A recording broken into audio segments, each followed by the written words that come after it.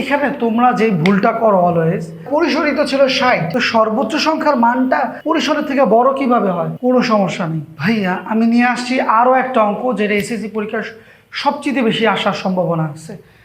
সর্বনিম্ন সংখ্যা 20 এবং পরিসর 60 হলে সর্বোচ্চ সংখ্যাটা কত? চলো করি। প্রথমে আমি লিখব পরিসরের সূত্রটা সর্বোচ্চ সংখ্যা বিয়োগ, এবার ভাইয়া আমি মান বসায় দিব যার যার মানগুলো আমরা জানি।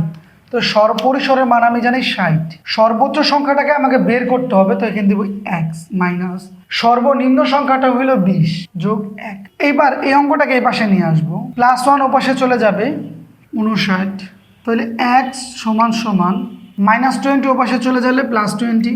এখানে সর্বোচ্চ সংখ্যাটা হবে 79।